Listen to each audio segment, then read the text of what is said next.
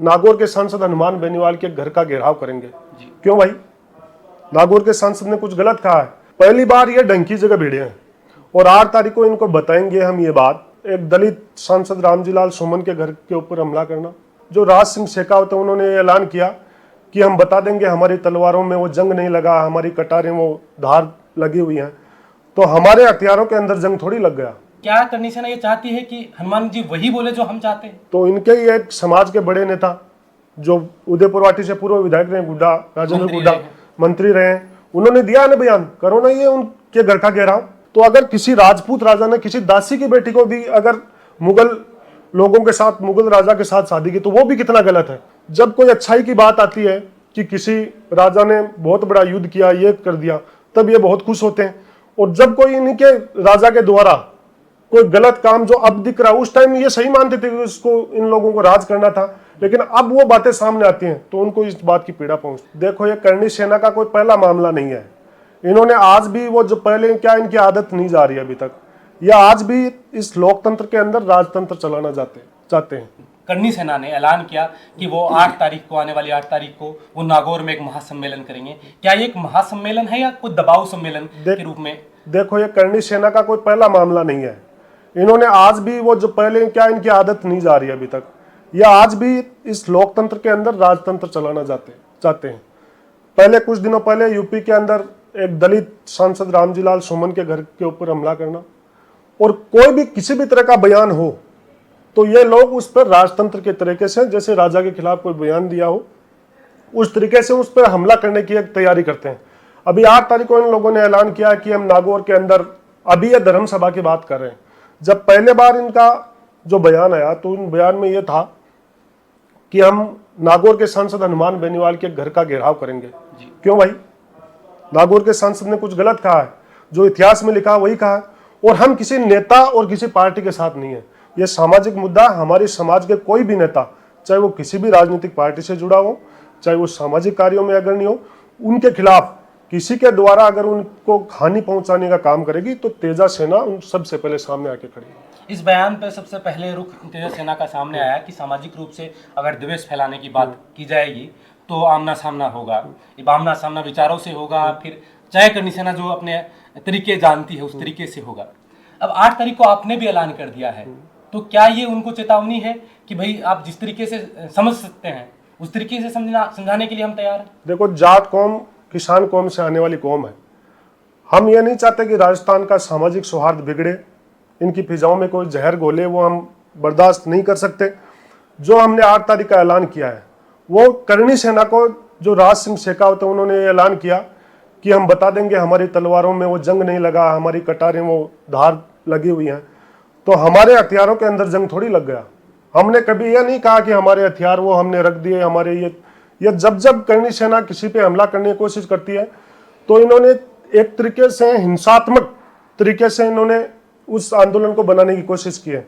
हम किसी तरीके का कोई हिंसात्मक आंदोलन तो खैर है ही नहीं, कोई हिंसात्मक तरीके से वहां नागौर खरनाल नहीं जा रहे हैं, लेकिन करणी सेना को इस बात का जवाब देने जा रहे हैं कि आप कभी गुजरों से लड़ते हो, कभी दलितों से लड़ते हो, कभी ब्राह्मणों से लड़ते हो, कभी यादवों से लड़ते हो। पहली बार ये ढंग की जगह भिड़े हैं और 8 तारीख को इनको बताएंगे हम ये बात कि आप बार बार जिस तरीके से सामंतशाही की सोच लोगों पे थोपना चाहते हैं वो हम कतई बर्दाश्त नहीं करेंगे।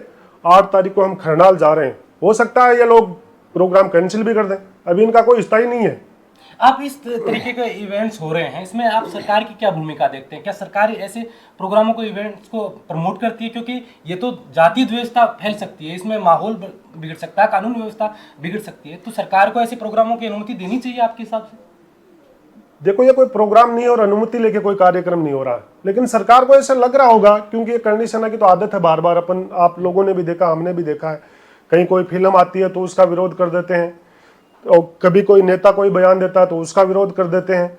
तो सरकार इनको सीरियस नहीं ले रही इतना कि ये कुछ कर पाएंगे, और करेंगे तो सरकार को 8 तारीख को पता लग जाएगा कि हमारे अंदर ज्यादा ताकत है या फिर करणी सेना के अंदर ज्यादा ताकत है।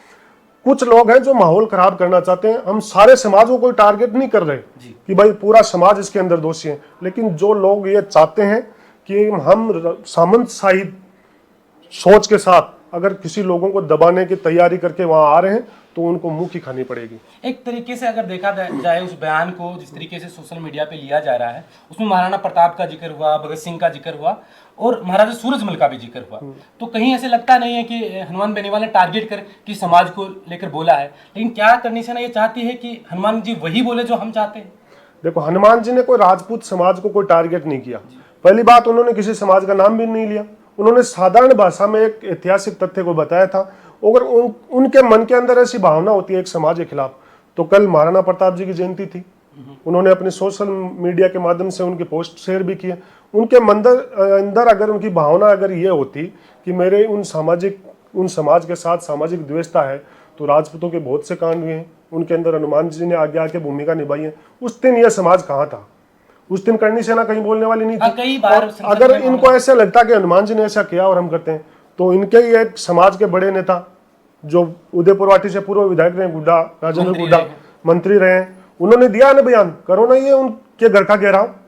एक शब्द तक नहीं बोला उनके खिलाफ। तो इस बात को हम क्या समझे? ये इनकी सोची समझी साजिश है। ये जानबूझकर सस्ती लोकप्रियता के चक्कर में हमारी कौम के एक नेता के ऊपर हमला करने की कोशिश करेंगे, लेकिन 8 तारीख को इनको हम जवाब देंगे। और इन इतिहास के अंदर जो बातें लिखी हुई हैं, ना हमने लिखी, ना आपने लिखी और ना इन्होंने लिखी। जब कोई अच्छाई की बात आती है कि किसी राजा ने बहुत बड़ा युद्ध किया, ये कर दिया, तब ये बहुत खुश होते हैं।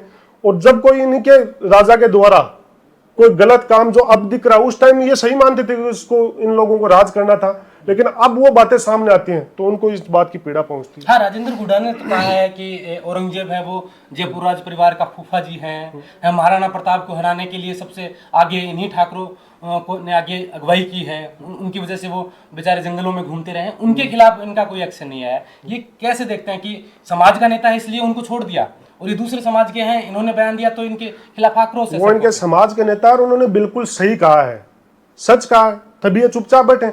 ये तो हमारे समाज के नेता या किसी और समाज के नेता, इनके समाज के अलावा किसी नेता ने अगर बात कही है तो उनके ऊपर ये तो सामंतशाही अपनी सोच थोप रहे हैं ना। ये तो पहले भी चलता था जब राजतंत्र था। इनका कोई राजा आपस में अगर कुछ कर देता तो ये चुप रहते थे, दूसरा कोई आदमी अगर कर दे तो उस पर ये दमन करते थे। तो इस तरीके का। बाकी कल हमारे राजस्थान के महामहिम राज्यपाल महोदय ने भी कहा कि ऐसा नहीं था किसी दासी की बेटी। तो अगर किसी राजपूत राजा ने किसी दासी की बेटी को भी अगर मुगल लोगों के साथ, मुगल राजा के साथ शादी की, तो वो भी कितना गलत है।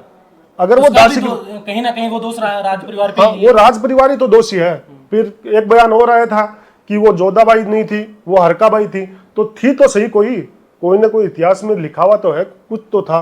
बिना कोई टांग पूछ की बात तो है नहीं ना, कोई आधार तो था उस बात का, तभी तो ये बात कही गई है।